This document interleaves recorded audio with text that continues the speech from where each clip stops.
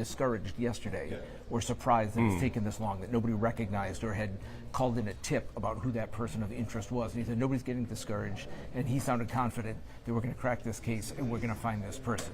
Right. Now, again, is that what you say, or do you just know that at some point there is going to be that break that leads to this, and how long can people go? We've talked about the Boston Marathon bombing. It took a couple days to get the images out, and then it took a couple more days to find them. There was the shooting, the assassination essentially of a healthcare executive in Manhattan earlier this year by a masked man, and then it took a few days to find the suspect there. So it's like once they get those images out, then it seems to lead to breaks, but we've been talking about the images were slow to come out, the quality of the image is not great, given potentially a lack of cameras in the area and at that building at Brown University. Yeah, and I think obviously that brings us to Brown University. We have been asking some tough questions about Brown University. I think it's probably time for all of us to kind of think about ring cameras and security in our lives. But you automatically think that an institution or a certain place of business is going to have the tight security, and we learned that there was apparently at this point, some cracks in the ceiling. And I reported in our 6 o'clock news that I had talked to a Brown employee who said that there have been staff who have raised, not that long ago, concerns over the lack of cameras and accessibility, or too much accessibility to that building, that there had been at least one homeless person who was in the building at some point. Not the suspect or person of interest. I was told they don't match the description. So homeless people in an engineering building of a school that says it's pretty secure is another big question. I think Brown's going to have a lot of questions to answer, and there's going to be a lot of review. I know parents are pretty upset. Let's talk quickly, if we can, before, and Patrice and Emily, if you guys have a question, just jump right in. I wanted to talk about the individual who came in close proximity with the suspect who was then seen running. I'm really curious to see what that connection is, and if they found that person. Right. Yeah. Did you have a question? I think Em does. Em? That was exactly the question I was about to ask you, because as of this point last night, we had no leads, and then all of a sudden they released the image of this other person who police want to talk to, and within 12 hours it seems like they've kind of cracked the case open. In talking with your sources, have they said anything about what might have led to this break in the case, if there was additional footage, if this person they were looking for, if this person came forward and offered any additional information? Are you guys hearing anything? We're hearing one report, but we don't have enough a source backing to report that. So I think if, as Brian and I said, when it's revealed, I think you'll all say, "Wow, that's an interesting story." And we're talking about what happened prior to the shooting with the individual and the person of interest, and if what we're hearing is true, I think a lot of people are going to be like, "Wow!" But they're varying stories. Varying stories, and we don't know anything until they get up there at this press conference, and we don't know a time yet. But let's talk about that, Emily. That's a great question. Where did it crack? Where in the last 24 hours did things start adding up? Yeah, and I think that'll be interesting to learn. And I'm not sure, even if this comes to some sort of conclusion tonight, that they would necessarily let us know. Or maybe they will. Maybe they want to take a lap. Yeah, and I think to your point, and I think it's important to point out, because again, it's easy. It's easy to sit on the side and criticize. It's tough to be in the ring, right? And just, you were talking about some of the criticism. Like, if you step out of our reporting, I'm sure if you've watched national news, if you watch the cable channels, if you're on social media, there has been a lot of focus and a lot of criticism of what has been happening here. And it comes from different point of views, whether it's people critical of the FBI, there's been people critical of the Providence Police Department. Lots of people critical, and some of it is based on the information that we're putting out there. But people are taking what they want and extrapolating from it. Criticism of Brown University, as you said. But, there's been criticism that the investigation wasn't handled right from the start. There was a report that the suspect was in custody, like, within an hour. Then that turned out not to be. Then, of course, the next day, there was a person of interest that my sources said was worth pursuing, that they had in custody much of Sunday, and then, as we all know, Sunday night it all turned, and they said, "Oh no, this isn't the person. We've cleared them. based on testing. And so when you combine all that, and then it takes days, there is a lot of armchair quarterbacking and second guessing. And I always tell people, I'm sure you hear it too, and they notice you, the media, right? And I think it's always important to point out there are local journalists who are unbiased and trying to get stories for you. We have no agenda.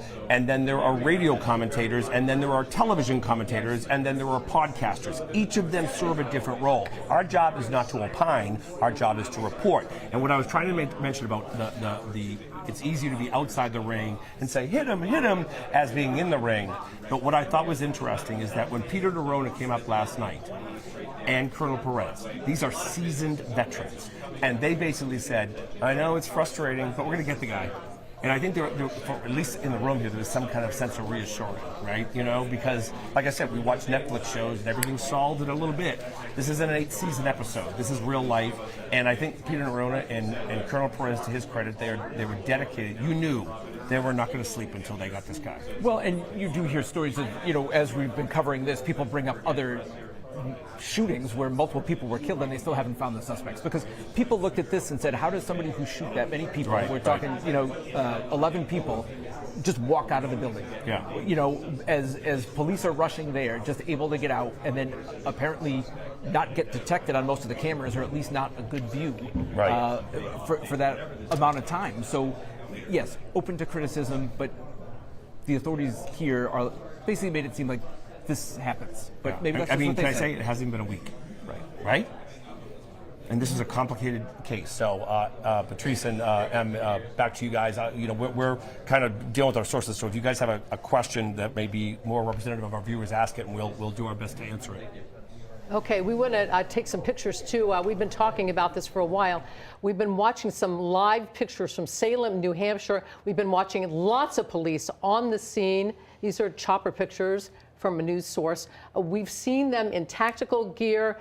This is an extra space storage building. It's next to a collision center in Salem, New Hampshire. Now, this is about an hour and a half from Providence. So we've got Providence, Rhode Island, where Brown University is, and then halfway up there is Brookline, Massachusetts, where an MIT professor was murdered 2 days after the mass killing at Brown University. And now this is Salem, New Hampshire. It's unclear right now how this scene is related to Brown University, the shooting, or the MIT shooting, but we do know that they are connected. Now we can see there the police in tactical gear, and we know that Providence police are on the scene. Sources told our own Brian Crandall about that, and we'll keep you updated on that. Yeah, I'm looking at we have the images in a larger screen over here, which is why I'm looking behind you, and we have seen them focused. We talked a lot about that gray Nissan that they had potentially been looking for, that was the rental car, but we've actually seen crews working on a number of different cars. It appears that they're collecting evidence at this point, is the only thing we can assume based on how many people are circling around some of these vehicles. And at one point when we first started to look at these images, it seemed a little bit more urgent, especially when we saw them. It looked like they had guns drawn in a storage unit and they had some sort of like smoke bomb or something that had gone off in there. Now, as Dan mentioned, that urgency seems to be fading a little bit. It's unclear if they have someone in custody, if they found nothing in there. Obviously, still a very large police presence on scene. Again, as you take a live look at the extra storage facility in Salem, New Hampshire, we're getting a wider view now from our chopper that's been there on the scene for several minutes now. We've been looking at these images. And when they took a wider view of the city or town itself, there were police lights up and down the streets. This is a huge police presence in Salem, New Hampshire.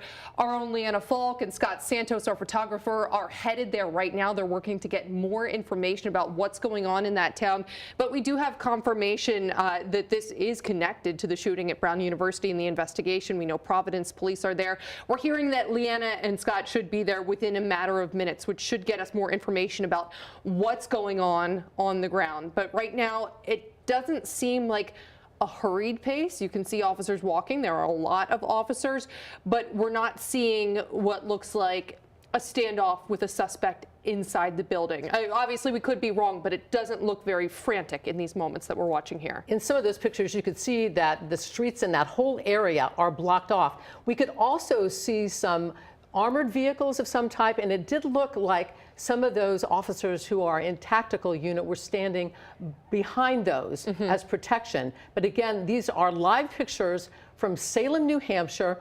We know that Providence police are on the scene there. We know that this is somehow related to the Brown University shooting and possibly the MIT murder of a MIT professor. Yeah, and it's been an interesting day here in the newsroom, to say the least. We heard the initial tips that they had identified a person, that there could be a warrant come in soon. That was around like 1 o'clock. We heard that the press conference, we might hear information before the press conference. The press conference was happening at 4.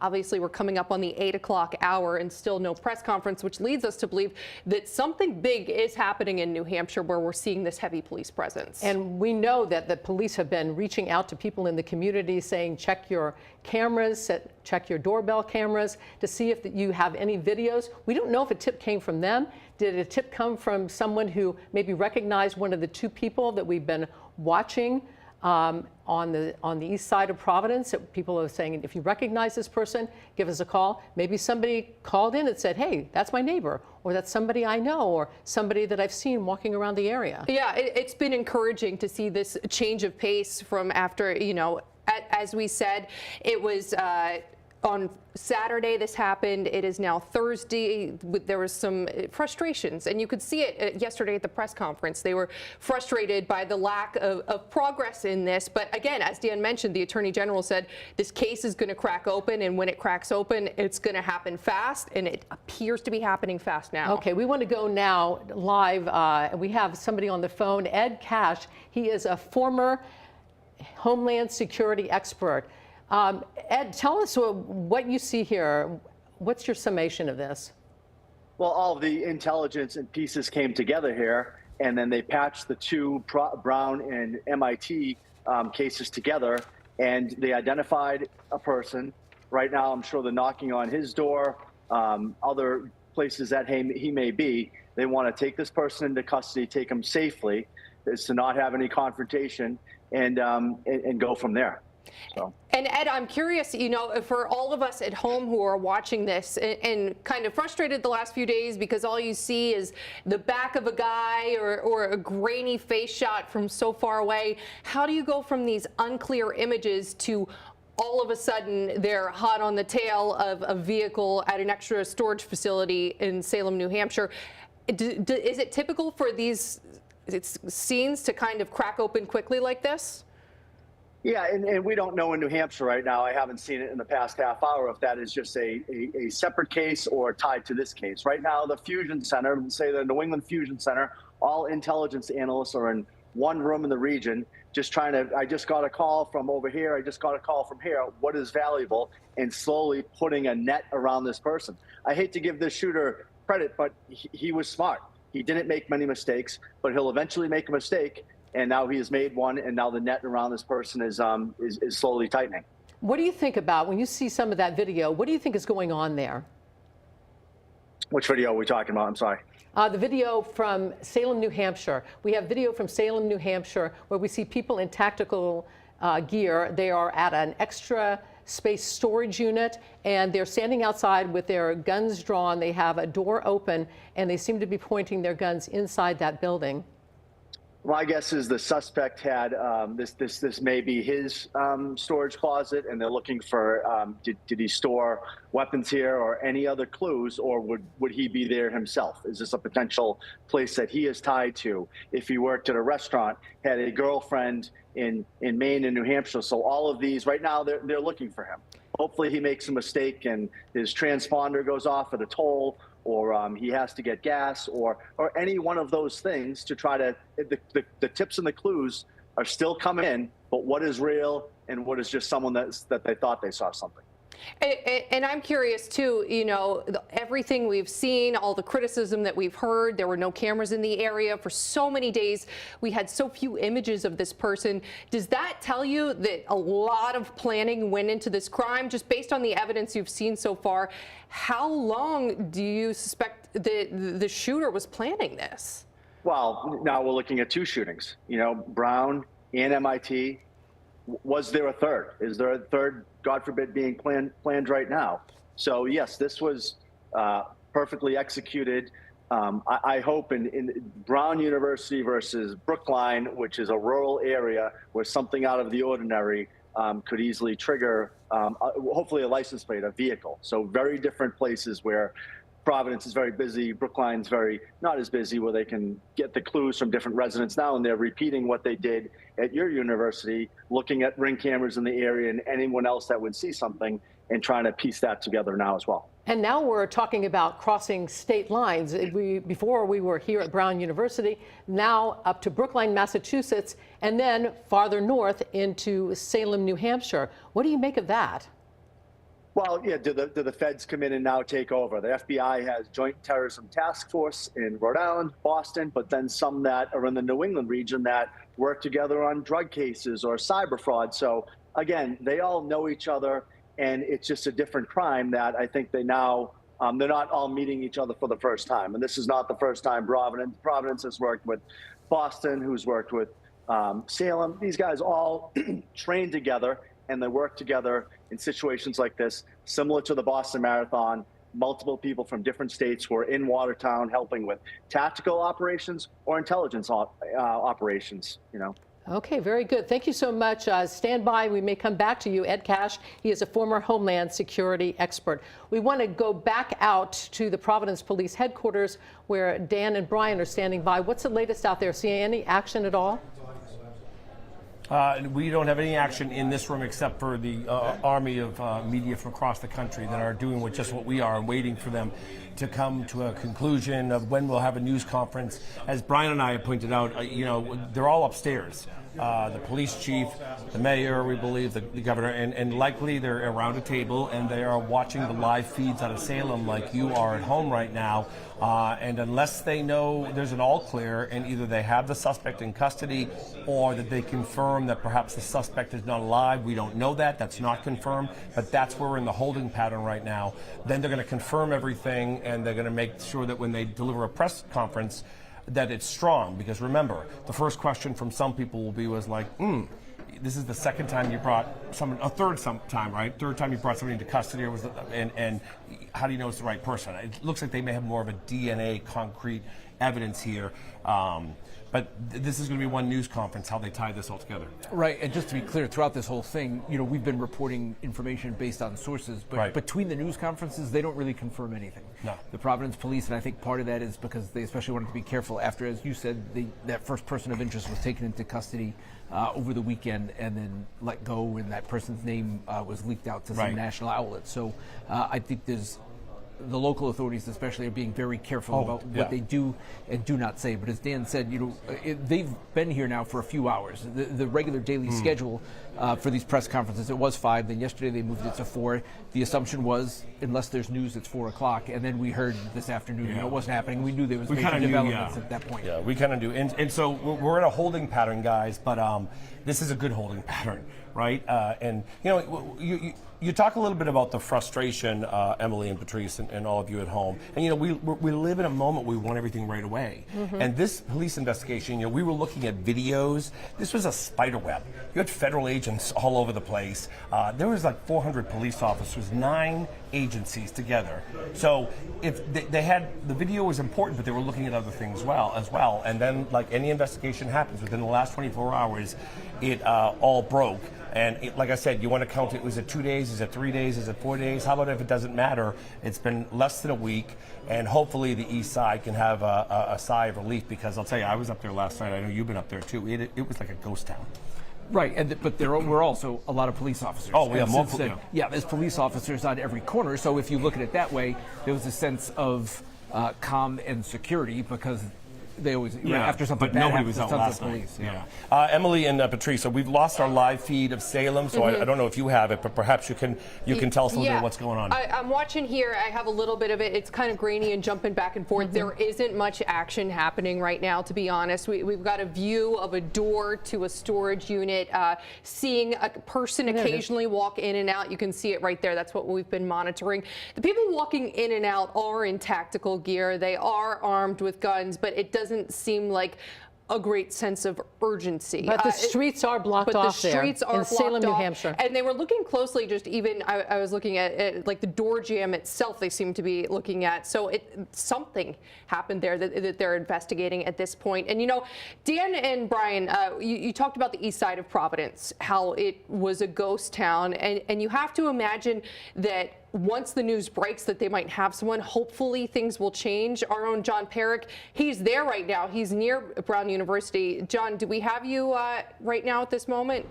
There you are. John, tell us what the sense, it's like right now on campus. Are people at all optimistic?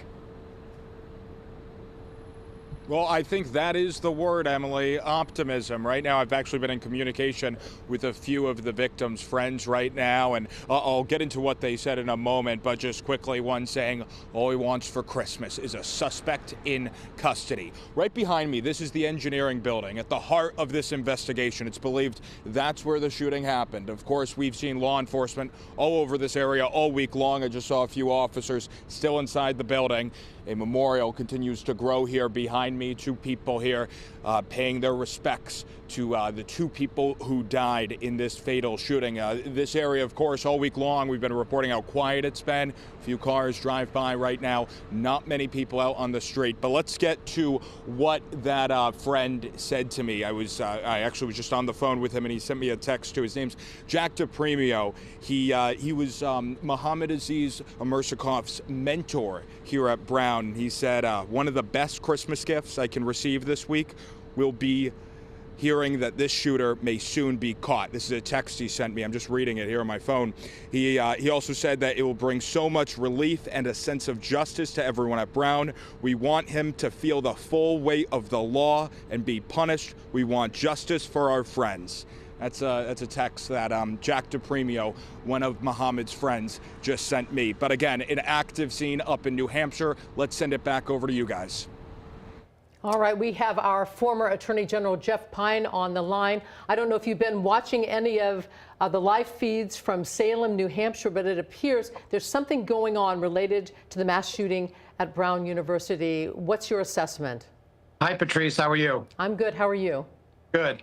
Yes, I have been following the coverage, and it appears that they've centered and focused on a storage facility. There's a large police presence. I'm guessing, without knowing, that they're trying to establish a plan of action because they may know in a general sense where this individual is, but a storage unit can get fairly complicated inside. They may not know a specific location for an individual. There obviously is a large police presence. This thing is moving in real time very quickly.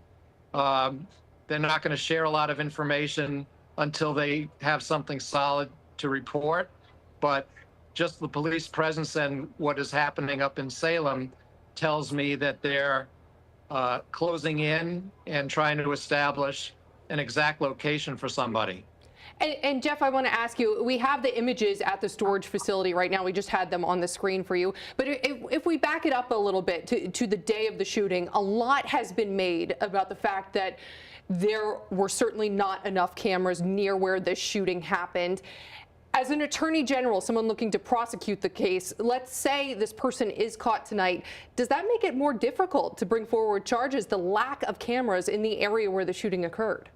Not necessarily if they have forensic evidence, and if they're, keep in mind the MIT shooting, the professor of that was shot up in Massachusetts, that becomes a second crime scene where evidence can be developed from that crime scene and compared to what they have developed from Brown, so that this could very well be a case based on what video surveillance they do have, in addition to any forensic evidence, ballistic evidence, DNA evidence, and other eyewitness corroboration if it does come forward. So it's not an impossible case by any means to make, even though the investigation itself was hindered at the outset by the lack of cameras in the right places or down the streets that this person fled to. So they were starting a little bit behind the eight ball, but that doesn't mean that the development over the last few days will not produce a very strong case.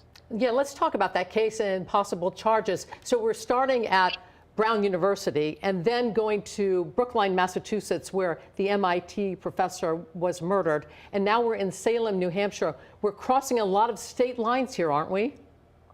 Yes, but each state would have their own jurisdiction. I don't know that there's any crime that's being committed in New Hampshire. Obviously, there were multiple homicides in Rhode Island and a homicide in Massachusetts. That will all get sorted out once an arrest is made, and the various state officials will sort that out in terms of who gets priority. My guess is it will be Rhode Island and Brown, but that's just based on some experience with that.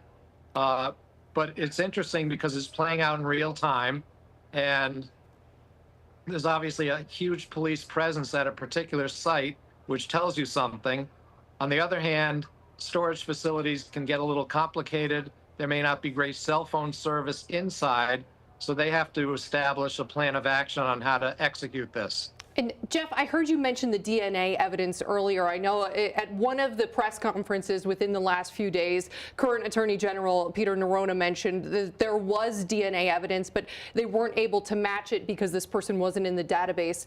What kind of DNA evidence, like how minute of DNA evidence can they now find at these scenes, and where are they likely even finding that DNA evidence from if the gunman came in, all covered up, fired off a few rounds, and then left? What kind of evidence might we be working with? There could be DNA on shell casings. There could be DNA on any cartridges that were found or left discharged from the scene. Basically, it doesn't take a lot of DNA to develop a link to a particular individual. There's touch DNA if somebody touched a railing or a door handle, didn't have gloves on. So there's a lot of possibilities with that. My guess, based on the connection to MIT, is that they were able to develop an identical match to some evidence in Massachusetts. We were just watching as we're talking to you, more video from Salem, New Hampshire, and we're seeing these officers go into this storage unit. Tell us what may be going on in there right now. I know these guys train for this kind of thing, where they may have to go from storage unit to storage unit to storage unit to see if he's in there. And that's what I was referring to a couple of minutes ago, that these storage facilities, they're obviously well prepared on how to deal with this kind of situation, just as in many different situations that present themselves. But the fact that they're going in now means they have established a plan of action. They may know a specific location. They may not. They may be going up and down the hallways, but I'm sure they're heavily armed and very prepared. And Jeff, based on what you're seeing tonight, what you're seeing unfold, are you optimistic that we're going to have a suspect, that this is going to be wrapped up within the next day or two? It's moving very quickly. It could get, I'm sure you'll have some developments this evening. I don't think there'll be a press conference to announce anything until there's something tangible to announce. So you may have to wait in real time and watch how it unfolds. But once something happens, if somebody's taken into custody, then a lot of information will come forward. Okay, Jeff Pine, the former Attorney General in Rhode Island, stand by. We may have to go back to you, but we want to go out to Dan Janig, who has some new information. Dan, what do you have for us? Patrice, I just got an email from somebody who lives in the area of Salem, and they just got an alert saying that there's a warning people to report anything that they might see that looks out of place, like someone walking or a suspicious person. And now we're starting to wonder, did they find that Nissan and he's not there, and maybe he fled on foot? I don't know. But they're issued in Methuen, Massachusetts. Methuen's not too far from Salem. So again, the issue was to report anything you might see that looks out of place, like someone walking or a suspicious person. Right, so that leads to questions as to whether or not they have actually found the person or not. And it also leads to what Emily eloquently said that I couldn't, which was there wasn't an intense feeling around the storage facility. You know what I'm saying? It wasn't like, it was almost more of a relaxed, as relaxed you can get with a gun in your hand.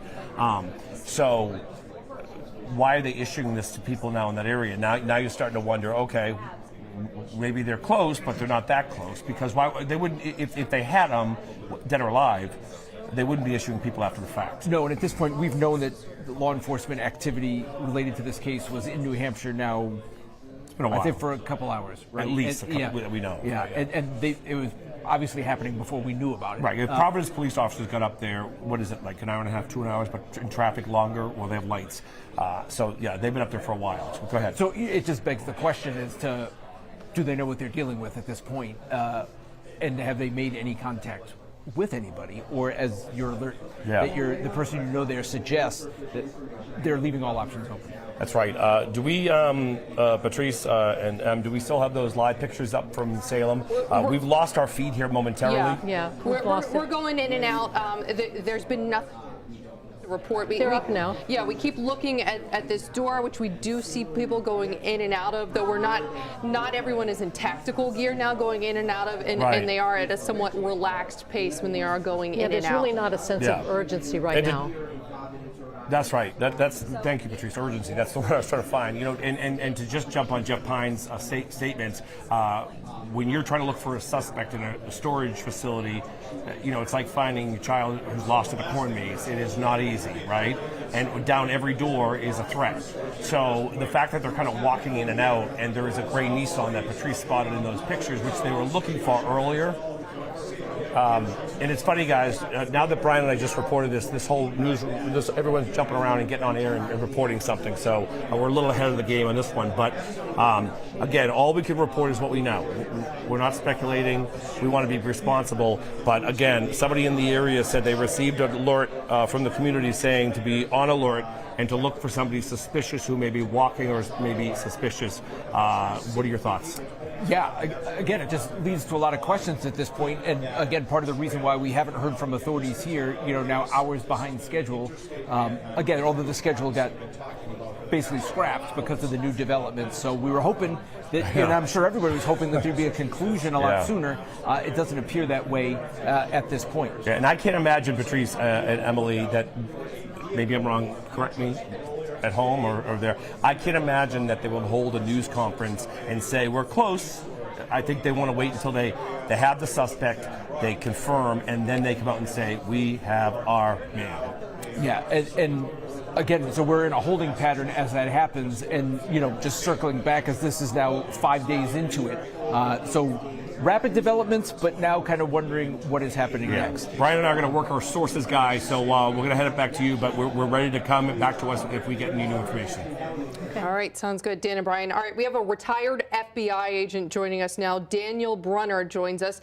Daniel, thanks so much for joining us. I'm sure, have you been watching what's transpired over the last few hours in New Hampshire? What do you make of what's going on at that extra space storage facility in Salem, New Hampshire right now?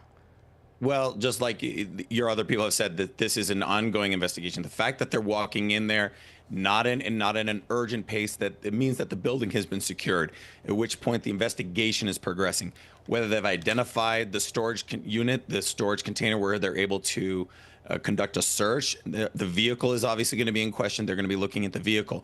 This is all going to be progressing. The fact that at a slower pace now that they've identified this location and have secured it and that there is no active threat, they're going to be looking to get search warrants. They're going to go to the judges. They're going to get a judge to issue a search warrant. That way they can enter the facility and conduct a more thorough, slow logistical search and try and identify.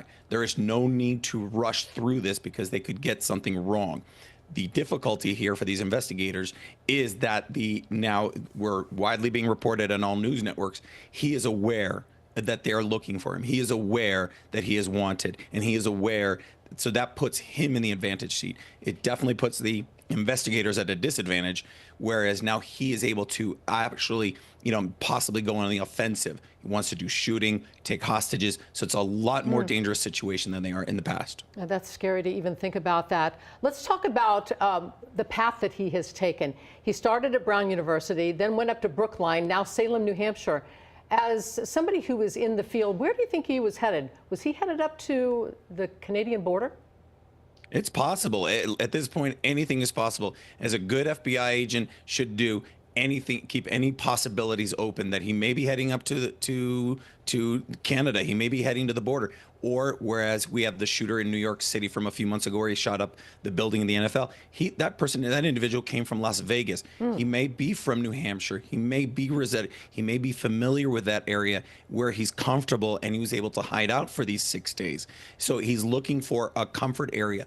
That's why I believe that this is a targeted shooting. Whether the MIT professor is connected, obviously the investigation will determine that. But I believe the Brown University shooting was a targeted. He had a specific reason to be there. So having the knowledge that this individual is probably from the area is a good indicator that he may be residing. He may be in the area up there in New Hampshire. That is a clue. But most importantly, investigators can't get tunnel vision. They have to look at all the possibilities. This could be a false flag. He could have put a vehicle up there to send off the investigators, and he's heading south. So anything is possible. That's really interesting. And you said something a little bit unnerving, too, where you said he could be going on the offensive now because he has this information that investigators are on his trail. So if you're seeing these images and you live in Salem, New Hampshire, you have family in the area, should you be kind of not sheltering in place, but kind of maybe locking the doors and staying guard and watching this unfold from your living room?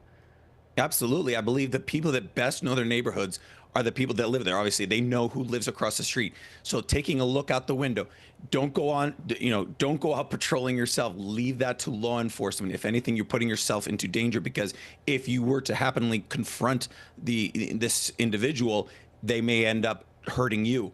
Or if law enforcement sees you acting suspiciously, they'll end up confronting you. So it's just easier. Take a look out your window. If you see an individual that just doesn't fit in your neighborhood, call local law enforcement, call the police department, let them talk, let them look it over, let them deal with the situation. If it's nothing, then great, that person goes on their way. But let them, that's the best way to, exponentially add the number of eyes to this investigation. Just look out your window. If something doesn't seem right, call 911, let the locals know. Our own local Attorney General, Peter Nerona, said the other day that once this starts unfolding, it's going to unfold fast. And it seemed to happen once we got the person's name. They got the person's name, and then maybe they were able to find the cell phone. How would the FBI take that information then and be able to track this guy? Well, a cell phone number is like your fingerprint. They able to identify who the carrier is, and they'll go to the carrier with an exigent circumstance. Normally, under a federal investigation, it takes time, a grand jury subpoena. But now, since this is a danger to the community, they can file what's our exigent circumstances. They'll go to the judge and authorize Verizon, T-Mobile, whichever carrier it is, to provide access to that number. So whether that individual is using their phone and it's pinging off the cell towers, they would be able to know when that cell phone is identified, and they'd be able to get the region of what cell tower. If this individual is utilizing counter surveillance measures, such as not being on the cellular service and only using Wi-Fi, then that's different. So then you're talking to the computer in the phone and the IP address. So then you would be able to find out relatively what location that individual was. So if you're on your phone, I hook up to a Wi-Fi at a Starbucks or a local coffee shop, that is a fingerprint to that Starbucks. So law enforcement would know, okay, the individual now is using the Wi-Fi at this local coffee shop. They would be able to triangulate and move in. That makes it a lot more difficult, but each one of these clues provides an opening to getting in front of this individual. Yes, this is a dangerous situation that we have right now. Law enforcement definitely has to use caution in approaching this individual, because he now knows that the law enforcement is onto him, they've identified him, and they know he's armed and dangerous. Based on what you're seeing here, obviously a heavy police presence in Salem, New Hampshire, but we were also receiving reports earlier in the day that in southeastern Massachusetts, northern Bristol County, there was a heavy police presence. We received tips that there was a heavy police presence in Rhode Island earlier. How many of these active full-scale investigations are going on? It's not just here in Salem, New Hampshire, right? No, this is a major case in situation. The FBI is very well trained at these. We prepare for these. We worked at these crisis management, and the FBI Boston division, I guarantee you they have what's a crisis command center. So that crisis command center has every entity and everybody in the FBI division of Boston, and I'm sure Albany is ready to render assistance, New Haven is ready to render assistance, and they bring individuals, victim specialists, other investigators. The Massachusetts obviously has countless number of special agents who are all diverting to be there for it. It doesn't matter what hour, day or night. If there's a lead, it gets run out right then and there. If they find something that's connected to New Jersey, they'll contact FBI Newark in New Jersey, and they will run it out immediately. It doesn't wait till the morning. They run it out right then and there. So there is multiple aspects to the investigation. The manhunt is just one of them. There still are countless number of FBI agents who are collecting evidence at the scene. It's down at Quantico, cellular devices. This is a multifaceted, multi-angular investigation to not only collect the evidence against him, but obviously capture him. Who do you think's in charge right now? What agency do you think is in charge? Because you've got all of these different agencies, the ATF, the FBI, the local police, the marshals, they're all converging on this area. So who's in charge? So normally during a crisis command situation, you have an incident command center, an ICS. Whatever agency has the best position to be oversight on that, knowing the community, knowing the area, and not to mention legalese.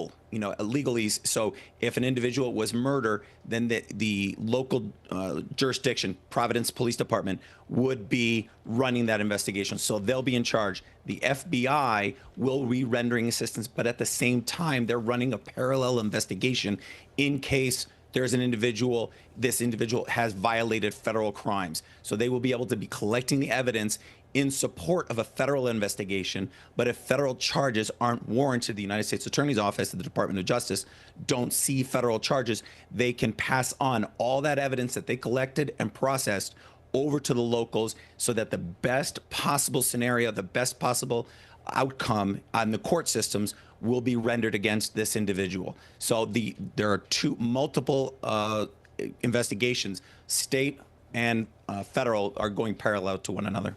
And based on what you're seeing tonight, we're all anxious here for some resolution. We all want to see a suspect in custody, and we keep drawing comparisons to what happened after the Boston Marathon bombing, what happened in Watertown once there was that large police presence. Given what you're seeing tonight, are you optimistic that this timeline is going to speed up and we should have a suspect in custody soon? I think absolutely. I think that your state DA was absolutely correct. I think once one domino starts to fall, once they've identified possible cell phone or possible identity, everything else just comes down, because not only have they identified him, they're able to go start talking to neighbors, coworkers, and getting more of an idea of where this person's mindset. That interview with one coworker may reveal a storage unit. Oh, he always used to say he used to go to the storage unit. Boom, there goes another lead. Or he always used to go to this, coffee shop. Boom, another lead. So yes, they are going to come exponentially fast at this time. And not to mention, this is going to put immense pressure on him, on the suspect, now that they know they've identified him. So at this point right now, it's just him making a mistake. He's going to make a mistake. He's going to trip up. He's going to be cold, hungry. He'll lower his mask, just like Luigi Mangione did. A mistake is going to happen, and where we'll be able to track him. If he's dumped his cell phone, that's where it's dangerous right now, because he knows now he may be changing everything he has. He may be dropping his cell phone, dropping his clothes. That's why it's unfortunate that this information has come out, not at a press conference, but via leaks. That's the unfortunate part, because the investigator was at the advantage up until this time, and they're still at the advantage because they're pushing, getting more leads, and more people will be coming in with information now. But this is now a little bit of a chess game of who's got the advantage. So at this point right now, it's just a matter of time. We're going to catch him, and it's just putting pressure on him. Hopefully nobody gets hurt. He gets captured and is arrested, and he sees justice for his crimes. And hopefully no innocent people or police officers get hurt in this manhunt. Initially, everybody was just wondering if this was just a Brown University event. Maybe it was a student who was mad at a professor or something. Then it moved north to Brookline, Massachusetts, and MIT, and the professor there being murdered. So is that an indication that this is not maybe just a localized thing, but maybe a larger operation? Absolutely. At this point, anything, as I said, anything is possible. Nothing is off the table.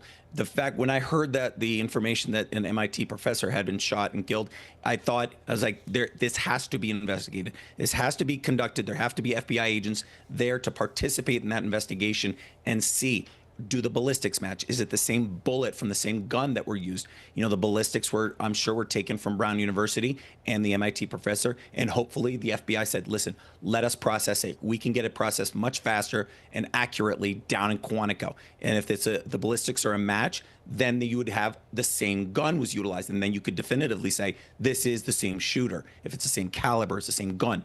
At this point, but yes, I don't think anything can be ruled out as a possibility.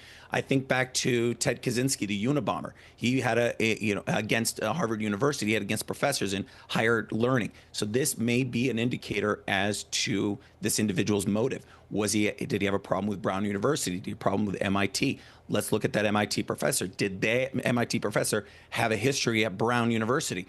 Was that professor maybe connected to the individual that were in that classroom? Everything needs to be looked at. And based on what you've seen so far, there's been a lot of focus on that person of interest. By all accounts, there is one suspect. Is there anything that leads you to believe, at least maybe based on the length of time this person has been able to evade police? Do you think anyone has been involved in the planning, the cover-up, any aspect of this beyond the person of interest? Well, as I've been saying, nothing is off the table. But at this point, I would say it's better.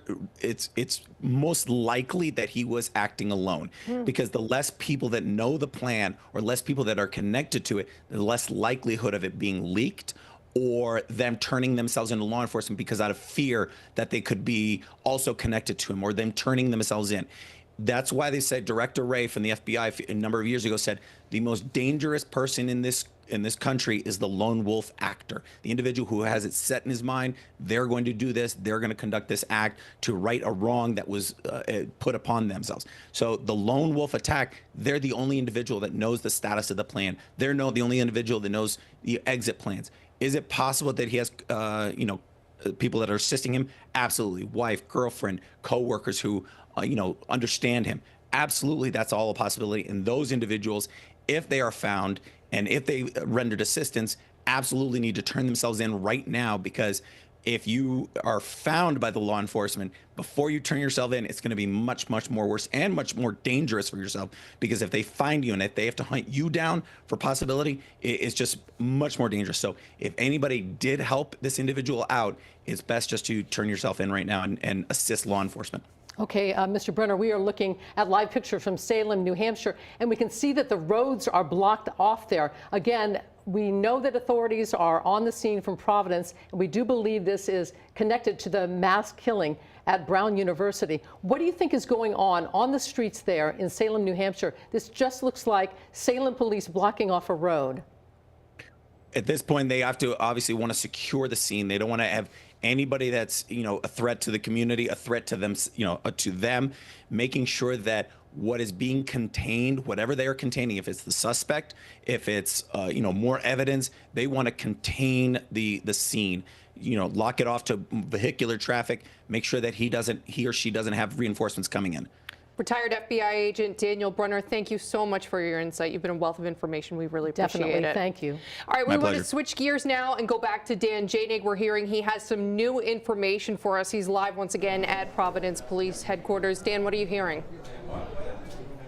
Emily, Patrice, and everyone home, I'm here with my colleague Brian Crandall from the I-Team. What we're hearing is not a blockbuster, but what we are hearing now is that we're seeing more communities in and around Salem warning residents to be on the lookout for a suspicious person who may be walking in the area. Now, if some of you are familiar with Salem, Massachusetts, this storage facility is located close to the Tuscan Village. And I know you said that you were up there for the primary. Yeah, a couple of years ago. So It's a nice area. Yeah, it's the Tuscan Grill. I think they have one in Boston. High-end restaurants, high-end shops, condos. Basically a maze that would be a perfect place for someone to go hide right now. It's not very, very close to it, but it's right in the vicinity. So if you know, it's right off the highway. When I go up to New Hampshire, I always stop and go to McKinley's Meat Market. So it's right off there, and then you get right back on. So that's a really busy area. So that is where, we're saying, Patrice and Brian, why would you be alerting people in that area to be looking for somebody who is walking, who might be suspicious? and we see a car, the gray Nissan, that authorities and sources had told me that they were looking for today. And now we're again a couple hours into this law enforcement activity in the Salem, New Hampshire area, and we're talking a massive police presence, Right. FBI agents, U.S. Marshals, notably Providence police there as well. Yes. After we learned that the activity there was connected to the investigation into the shooting Saturday at Brown University, and as we've been reporting, now again they're looking at a link with the killing of an MIT Right. professor on Monday. So you've got law enforcement, there's a lot of things coming together here. Pieces Law of the enforcement puzzle. down here, Right. a lot of activity in Boston as well. And your sources told you that Salem was busy related to this case. So Yes, we nailed that. We the want to make sure we law nail the enforcement information in that we're New breaking Hampshire. down, too. One of the authorities that I talked to a short while ago, as this unfolds in Salem, and you see some live pictures, our crews are just getting there. There's a lot of frustration from some of the investigators about the lack of cameras in Brown. And I know I've been hammering that all week, but as one investigator told me, we would not have been here. And if there were cameras and the suspect was captured quicker, and if he's related to the shooting of the MIT professor, So I know the Brown University president is here, but there was a lot of frustration by parents at Brown and now investigators that think they would have been so far ahead on this case if they just had installed cameras in that facility. And again, the gunman was wearing a mask. Right. So if there had been cameras in there, it might have just been a closer up image. And remember, the first ones we saw from the front of that person of interest was on Monday, I believe. Right. So we're talking 2 days after the shooting. So if there had been more cameras in that building, because we were talking about, the Attorney General had said, well, this is an older building extension. They put on a newer addition to the engineering building at Brown, and they have more cameras. And of course, that's led to more questions. It's like, why couldn't you just put more cameras in the other buildings? And that is the question too. And the other thing that somebody brought up to me today, who's connected with this, some of the on a higher level of this investigation, is said, from the get-go, when the FBI had their boots on the ground, they offered a $50,000 reward for any information leading to the arrest. That $50,000 from the FBI is your taxpayer money. We have a university with a $9 billion endowment that offered nothing for a reward, and that has frustrated several people as well. So there's, we don't want a Monday morning quarterback, but we want to make sure that this is all part of an integral story that is unfolding right before our eyes tonight, Emily and Patrice. Yeah, and Dan and Brian, I know you guys have been waiting for this press conference for hours now. We're all 4.5 hours. We're all desperate to hear information. Has there been any movement? Have you seen any of the investigators, any of the lead officials in this come forward in the last few hours? Yeah, I think the last update now was an hour and a half ago or something, where the mayor's communications person came out and said there will be a press conference tonight, but we don't know when. We'll give you a 20-minute warning whenever it does happen. And we've seen no sign that there would be a 20-minute warning. We have seen coming into the building, and this again is a few hours ago, Christina Paxson, the president of Brown University. The governor has been here for what we've learned for hours as well. We saw some staff members bringing coffees upstairs because as far as we know, they're huddled upstairs here at the Providence Public Safety Complex, probably awaiting some of the same information that we're waiting for too, and probably formulating how much, once something does happen, how much of that they want to give out to the public. Right, so And this is upstairs really- go ahead, Dan. is where they... Go ahead, Patrice. No, go ahead, Patrice. So, and we want to mention to people that this is all related to what's going on right now in Salem, New Hampshire. We've been watching authorities investigating, police going into a storage unit there. We believe it's related to the gunman at Brown University. And we just had an FBI agent who was on with, a retired FBI agent who was on with us just minutes ago. And he said, we have to assume that this person now knows that the police are on his trail. And he could get desperate, and he's armed and he's dangerous. So that kind of speaks, Dan, to what you were talking about. The people in that area are being warned. Yeah, and that's a great point that we hadn't brought up in a little while, Patrice. That was a great point. Armed and dangerous. Okay, and he likely knows that they're on the trail. The man of mystery has been exposed, according to what authorities believe, and desperate people with guns do desperate things. We know that. We cover it every day. So it's this investigation is integral, but upstairs from where we are, the President Paxson, the Governor, Mayor Smiley, Colonel Perez, the Attorney General's office, right? That could be a fly on that wall. And they're basically waiting for what we're waiting for was, I think I think here at the public safety headquarters, there was almost a sense, I saw two officers fist bump each other. It was kind of like, okay, we've got our man, and now it looks like he may have escaped one more time. Yeah, possibly. Right, and again, I think there is definitely caution, and I was told there would be a press conference no matter what, and Definitely. potentially even if the person wasn't in custody. We'll see if that holds true and how late they're willing to go, but you want to think they want to come out here and tell people that they do have somebody in custody. Yeah, I would think that they would. I think that they would actually. Patrice and Emily, why don't we go back to you, because I think Leanne is on the ground there in Salem. She just got up to Salem, New Hampshire. We've been watching live pictures there as police converge on a storage building there. Leanna, what do you see? Yeah, well, Patrice, right now we're about 80 miles north of Providence, 35 miles of Brookline, where that MIT professor was shot and killed. And we're learning through our NBC 10 sources that police are now connecting those two incidents. And what we're seeing here is the intensifying of those two investigations. If you look behind me, you'll see that there's a pretty significant law enforcement presence here. And from our aerial view from the sky, we know that there are multiple different jurisdictions here. So in addition to Salem police, we're also seeing members of the Providence Police Department as well. Federal agencies, they've brought us back a few feet, about a quarter of a mile from where the main investigation seems to be centered. So there isn't much we can see as far as what exactly is happening past that police line. But we do know that there is something seriously intensifying as far as the manhunt for the person that opened fire at Brown University last Saturday afternoon. Again, we know that they've been here for at least an hour thus far. There are a lot of people here as far as the media circus, but also residents here who are trying to figure out what exactly is happening as well. We are told that there's a public information officer on scene, so we're hoping at some point we're going to get some information. We know that Dan and Brian have been standing by in Providence for some type of update from the press conference. Until that happens and until this happens, what we see here is exactly what we know, that there is a pretty large investigation happening in Salem, New Hampshire. As you mentioned, it is focused on this extra space storage facility. It's hard to see exactly how, what people are doing up there as far as what kind of evidence they're looking at or who exactly they're looking for. But as we've confirmed earlier today, we've been able to kind of figure out through our NBC 10 sources again that the person of interest in the Brown University shooting has been identified. That means that they know who he is.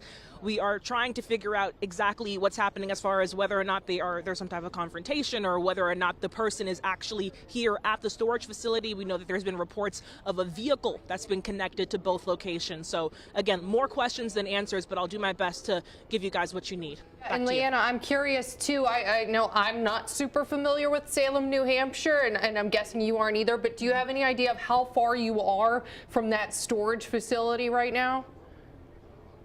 Yeah, so we'll have our camera guy, Scott. If we pan over to show that storage facility from where we are standing, it has to be at least, no more than 500 feet. Okay. Essentially from where we're standing as far as the entrance of in and of itself. The police line goes back a little bit farther than that, but again, this storage facility can't be more than about 500 feet from where we're standing. And this is really a mixture of commercial area and residential. So there are houses around there?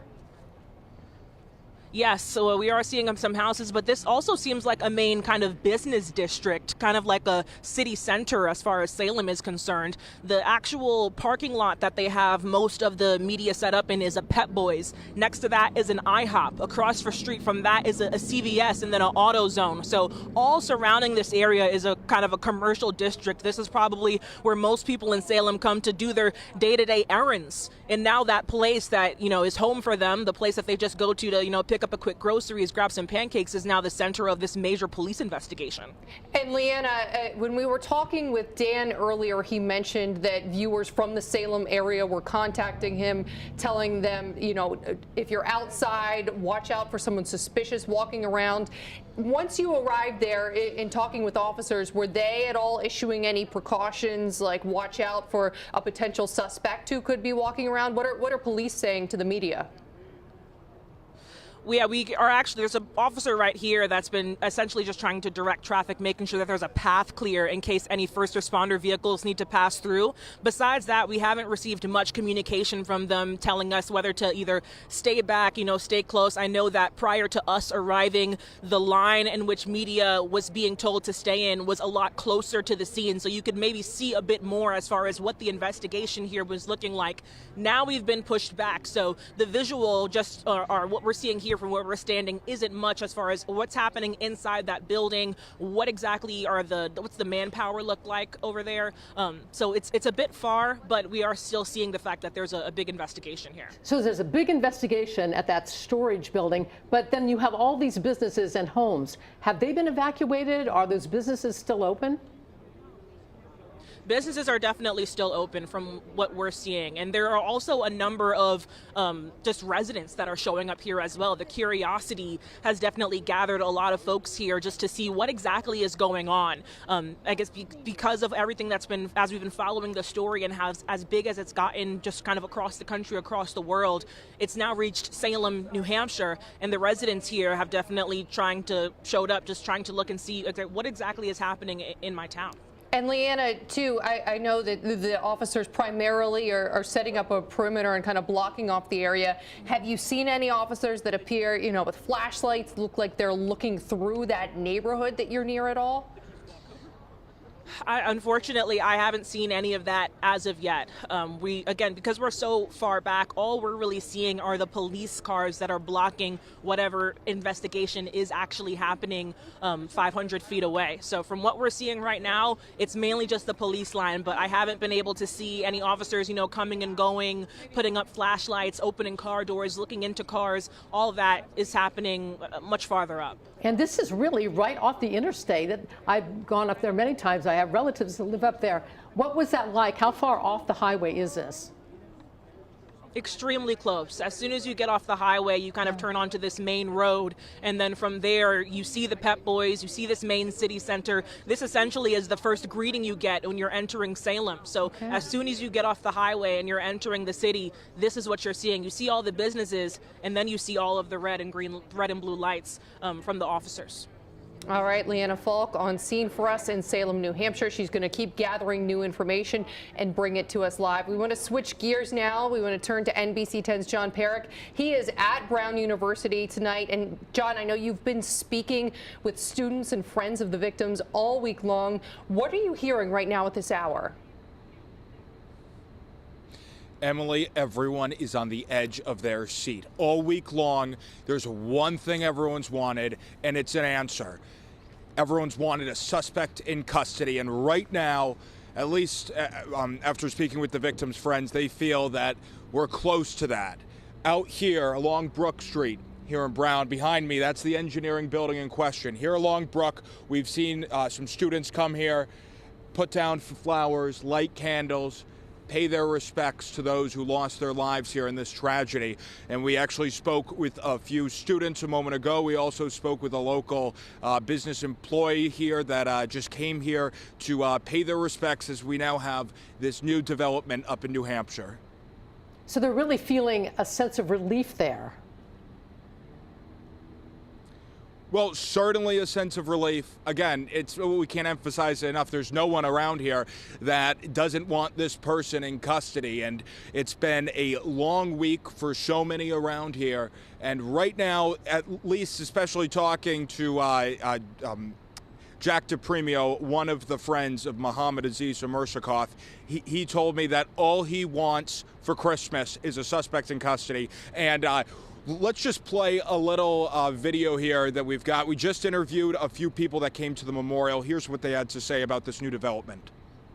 We were watching the news coming here, and that's just so amazing. You hear about what's happening in Salem. What's your reaction? Well, I'm definitely very excited to see any progress made on that, because after so many days, we're still living in this fear and uncertainty, and if anything, that could just help with this progress, and hopefully it's not another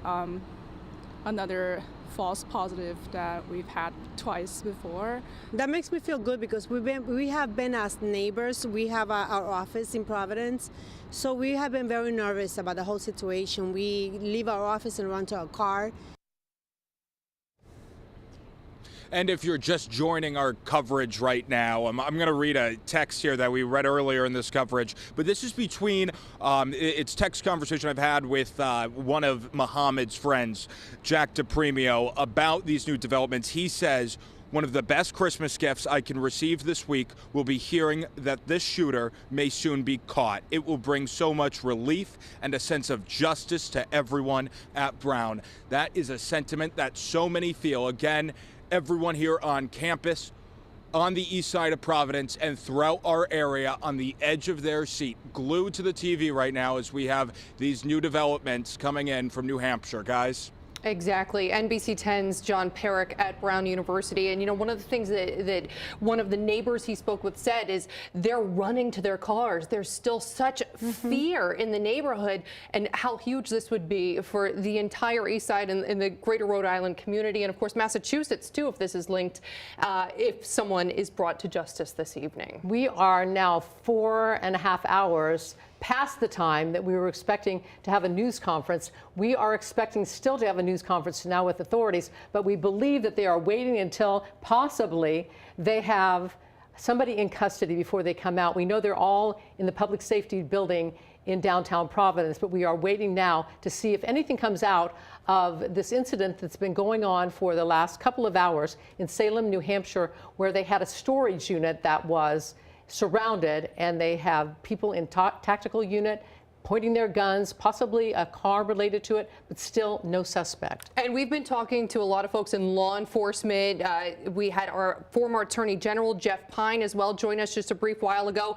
And he kind of gave us his assessment of what's going on and then what happens as they try to bring the suspect to justice. Take a listen. It appears that they've centered and focused on a storage facility. There's a large police presence. I'm guessing, without knowing, that they're trying to establish a plan of action because they may know in a general sense where this individual is, but a storage unit can get fairly complicated inside. They may not know a specific location for an individual. There obviously is a large police presence. This thing is moving in real time very quickly. They're not going to share a lot of information until they have something solid to report. But just the police presence and what is happening up in Salem tells me that they're closing in and trying to establish an exact location for somebody. And Jeff, I want to ask you, we have the images at the storage facility right now. We just had them on the screen for you. But if we back it up a little bit to the day of the shooting, a lot has been made about the fact that there were certainly not enough cameras near where this shooting happened. As an attorney general, someone looking to prosecute the case, let's say this person is caught tonight. Does that make it more difficult to bring forward charges, the lack of cameras in the area where the shooting occurred? Not necessarily if they have forensic evidence, and if they're, keep in mind the MIT shooting, the professor of that was shot up in Massachusetts, that becomes a second crime scene where evidence can be developed from that crime scene and compared to what they have developed from Brown, so that this could very well be a case based on what video surveillance they do have, in addition to any forensic evidence, ballistic evidence, DNA evidence, and other eyewitness corroboration if it does come forward. So it's not an impossible case by any means to make, even though the investigation itself was hindered at the outset by the lack of cameras in the right places or down the streets that this person fled to. So they were starting a little bit behind the eight ball, but that doesn't mean that the development over the last few days will not produce a very strong case. Yeah, let's talk about that case and possible charges. So we're starting at Brown University and then going to Brookline, Massachusetts, where the MIT professor was murdered. And now we're in Salem, New Hampshire. We're crossing a lot of state lines here, aren't we? Yes, but each state would have their own jurisdiction. I don't know that there's any crime that's being committed in New Hampshire. Obviously, there were multiple homicides in Rhode Island and a homicide in Massachusetts. That will all get sorted out once an arrest is made, and the various state officials will sort that out in terms of who gets priority. My guess is it will be Rhode Island and Brown, but that's just based on some experience with that. But it's interesting because it's playing out in real time, and there's obviously a huge police presence at a particular site, which tells you something. On the other hand, storage facilities can get a little complicated. There may not be great cell phone service inside, so they have to establish a plan of action on how to execute this. And Jeff, I heard you mention the DNA evidence earlier. I know at one of the press conferences within the last few days, current Attorney General Peter Nerona mentioned that there was DNA evidence, but they weren't able to match it because this person wasn't in the database. What kind of DNA evidence, like how minute of DNA evidence can they now find at these scenes, and where are they likely even finding that DNA evidence from if the gunman came in, all covered up, fired off a few rounds, and then left? What kind of evidence might we be working with? There could be DNA on shell casings. There could be DNA on any cartridges that were found or left discharged from the scene. Basically, it doesn't take a lot of DNA to develop a link to a particular individual. There's touch DNA if somebody touched a railing or a door handle, didn't have gloves on. So there's a lot of possibilities with that. My guess, based on the connection to MIT, is that they were able to develop an identical match to some evidence in Massachusetts. We were just watching as we're talking to you, more video from Salem, New Hampshire, and we're seeing these officers go into this storage unit.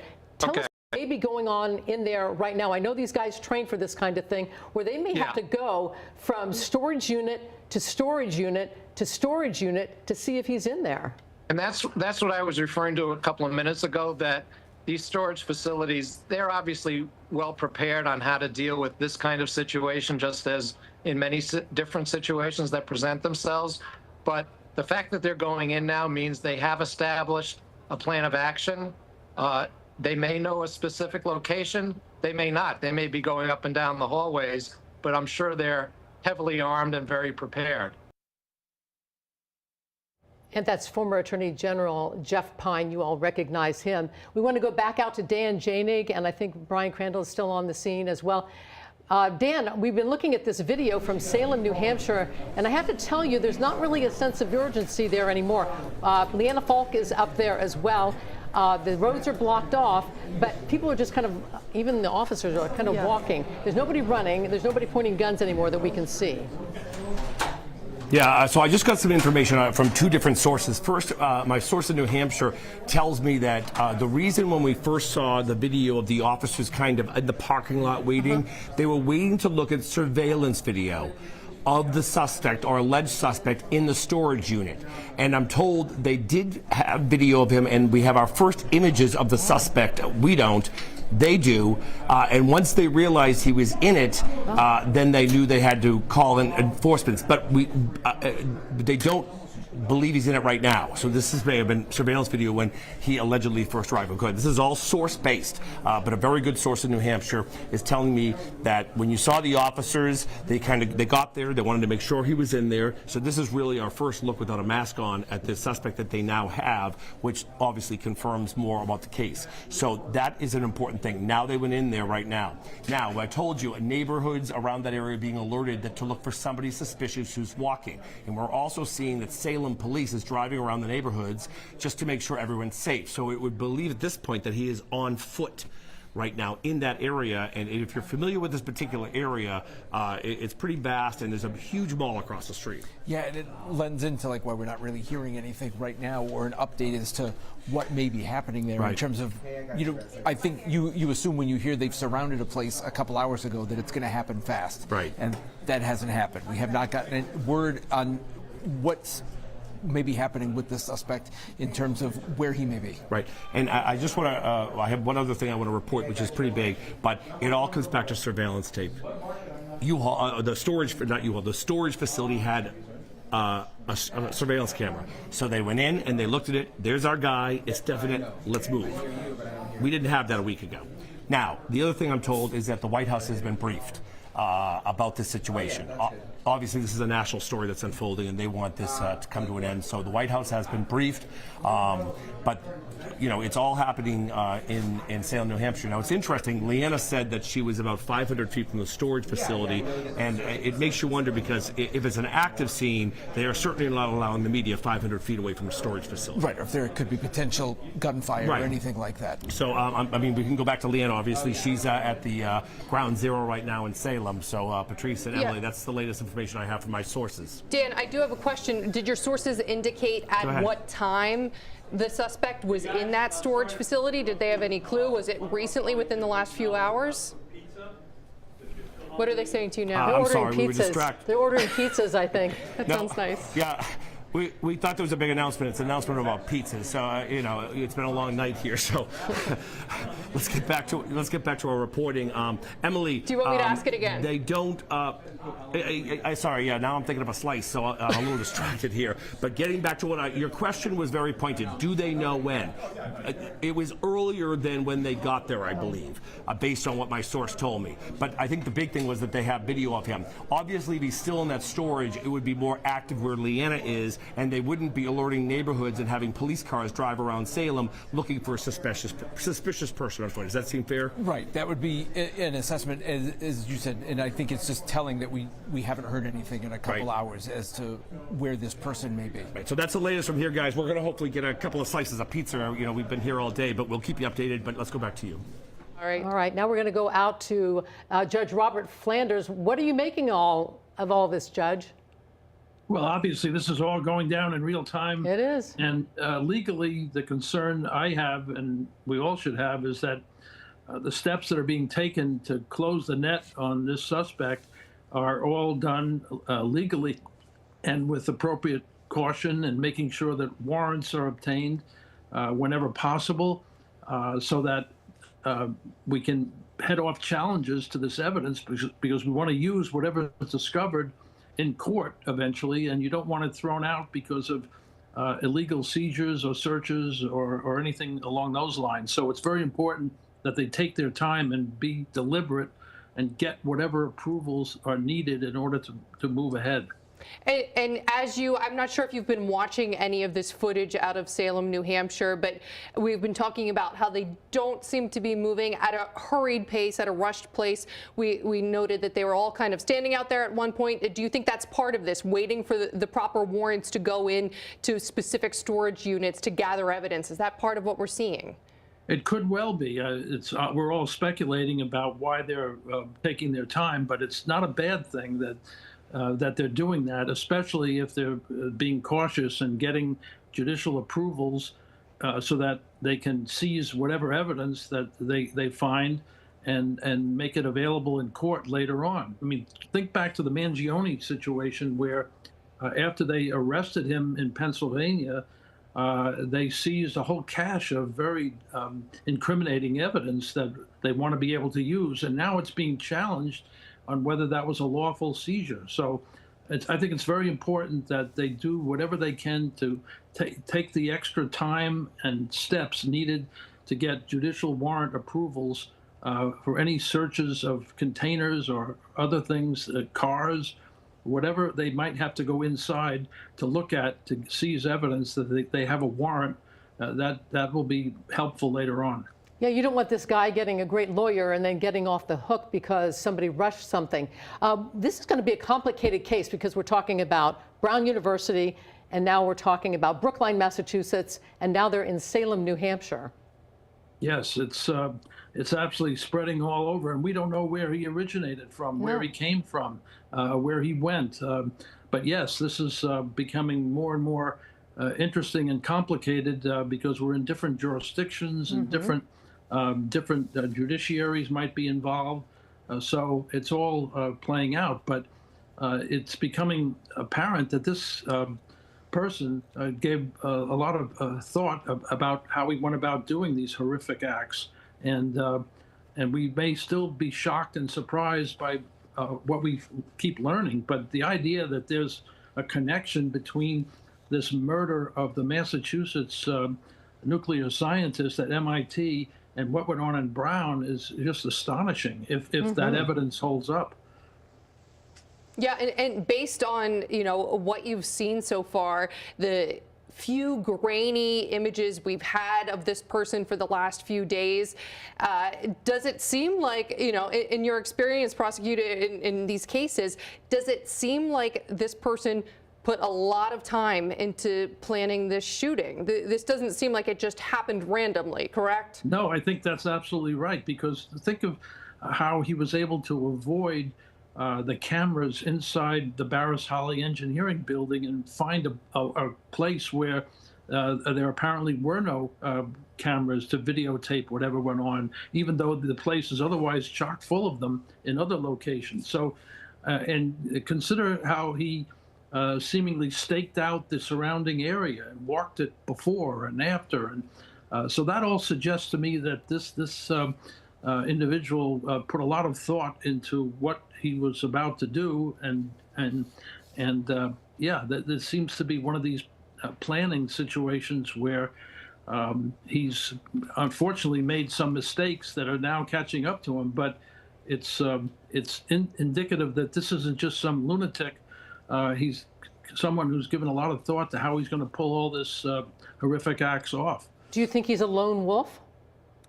Well, we don't know yet. So far, we don't have any solid evidence or indication that there are others that are involved, but that could well be the next development. We just don't know. And so that's why it's important for the law enforcement folks to take their time and do their homework as they are doing. And it's encouraging to see that finally progress is now being made and the net seems to be closing around this suspect. And we now have a name and an identity, and that's a lot further on than we were just a few days ago. They got a lot of criticism, but we see now that they were doing a lot of work behind the scenes. Yeah, Judge Robert Flanders, thank you so much for your time and insight. We really appreciate it. We're going to head out now to NBC 10's Leanna Falk. She is live in Salem, New Hampshire. She's here to bring us an update from the scene of this very active investigation. Leanna, what are you seeing? Yeah, Emily, within the last 5 minutes or so, about a dozen federal FBI vehicles arrived here at the scene. They drove in through passing the Salem Police Department vehicle. And something that we noticed is that some of those agents were with the evidence response team. We saw them taking some items out of the back of their vehicle, and I noticed our NBC 10 cameras captured one of those boxes said car cover. It looked like it was about 1 or 2 or 3 sheets, white sheets, and then a box that said car cover. That was taken out of these FBI vehicles. Now, again, what we've learned through our NBC 10 sources is that there was a vehicle that was possibly connected to the Brown University shooting and the MIT professor that was shot and killed in Brookline. That vehicle, we're told, was seen here at the storage facility, and that's what kind of led to what we're seeing now as far as aggressive this scene is right now. This is a big development in a case, in an investigation that had been moving at what do we call maybe a steady pace over the past 5 or 6 days, and it is now completely intensified, turned on its head here in Salem, New Hampshire. Now, again, we'll show you what we're seeing here. Again, several agencies. The scene was already packed with local law enforcement, but now it is severely packed with federal agents that have now arrived. Again, it was about maybe 12, 13 vehicles that had all kind of packed in here, and this investigation continues to be centered at the Extra Space storage facility here in Salem, New Hampshire. Now, we've been talking to some of the residents that have been camped out here as well. One resident lives at a house just basically a few doors down from where this police barricade line has been set up. She said she hadn't really been following either case, and it wasn't until she arrived here hoping to get home for the evening that she realized how obviously serious this was. She said that she had been kind of following it sparsely on social media and could not believe that such a serious incident, such a tragedy, could somehow be connected here in Salem. We talked to her just moments ago, and we'll give you a listen of what she had to say. I arrived here trying to go home to Spigot Commons condo complex, and all I saw was just lined up police vehicles with the blue lights on all of you news folks here and not able to even get down my street. I bumped into some folks who were just standing around here. I asked what happened, and they let me know that they think it was the shooter. What's going through your head right now? It's scary because it's so close to where I live and so many people live. There's kids, you know, lots of little kids in the area. So it's a little frightening. I don't think Salem knows what hit it. You know, this is nuts. And now we are seeing another vehicle arrive here. It's hard to tell what agency it's with. It doesn't have any writing on it, and it's hard to sparse out whether the license plate is local because of the bright lights. But that's a pretty significantly large truck that's now moving into the scene at this point, about 5 minutes after about a dozen FBI vehicles came through. So again, this investigation is really intensifying here in Salem, New Hampshire, and we're going to continue following it here for new updates. Back to you.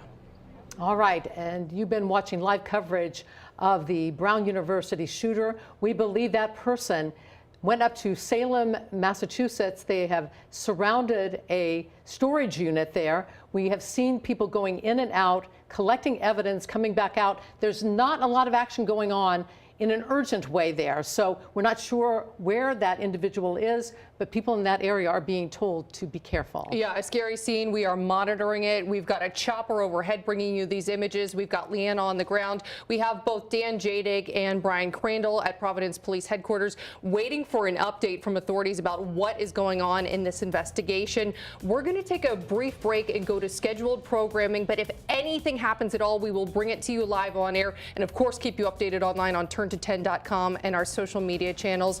We will see you at 11 as well for the NBC 10 News Night team. Be safe out there, everyone.